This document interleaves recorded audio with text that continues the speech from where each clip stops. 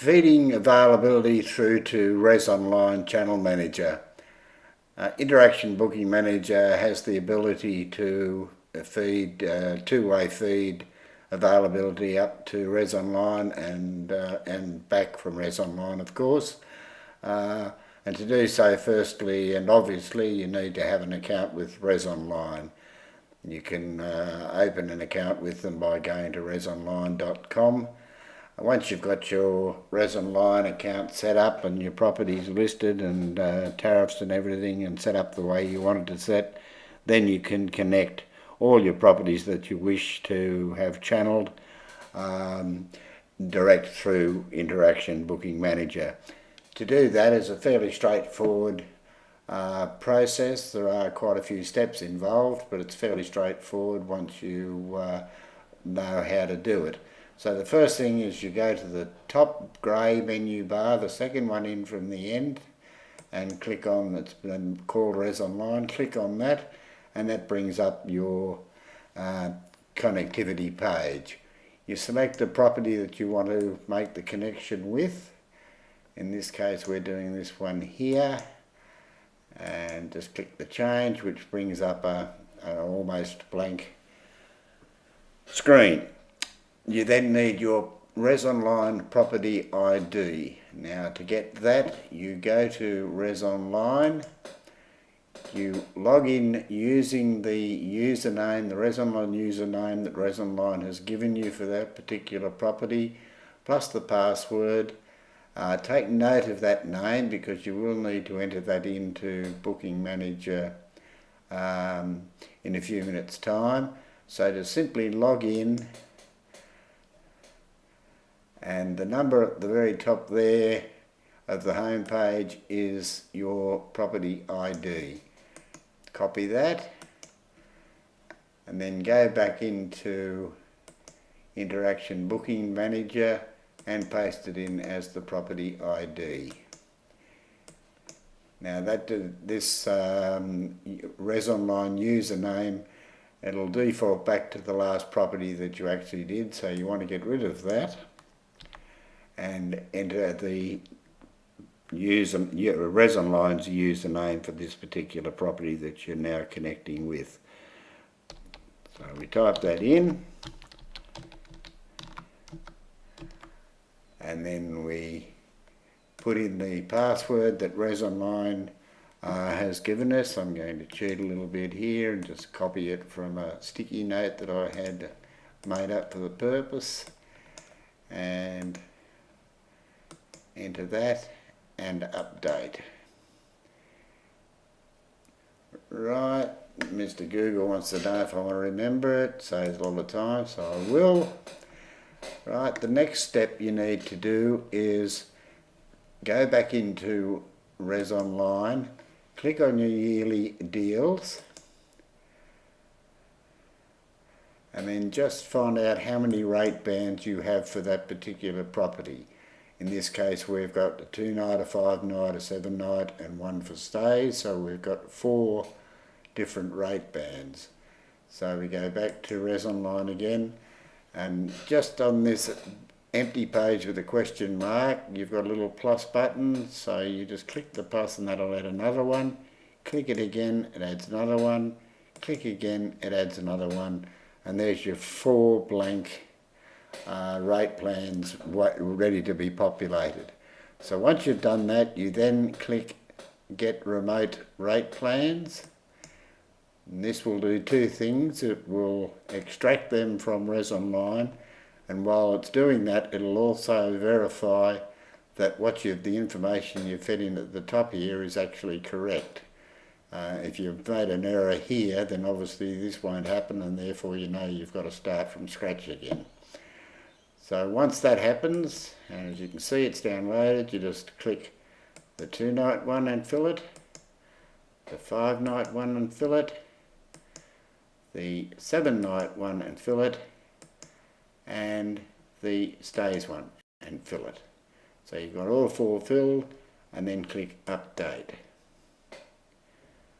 Right, so that is effectively what has happened now, is that it has now been fed to the availability out of an Interaction Booking Manager will be now fed to Resonline. There's one further step you need now to do, and that's to set the cron that will allow Interaction Booking Manager to check periodically or fairly frequently with Resonline for any changes in availability that may occur one way or the other. So to do that, you go to your cPanel on your server. Now, if you're not familiar with this, you may need some assistance from your webmaster. If you don't have a cPanel, contact your server. 99.9% of servers or hosting companies now provide the cPanel.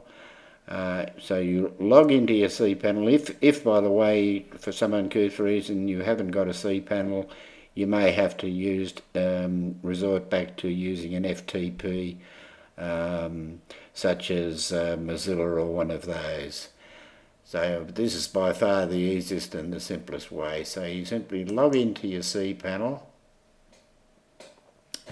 scroll down till you get to the Files and then File Manager.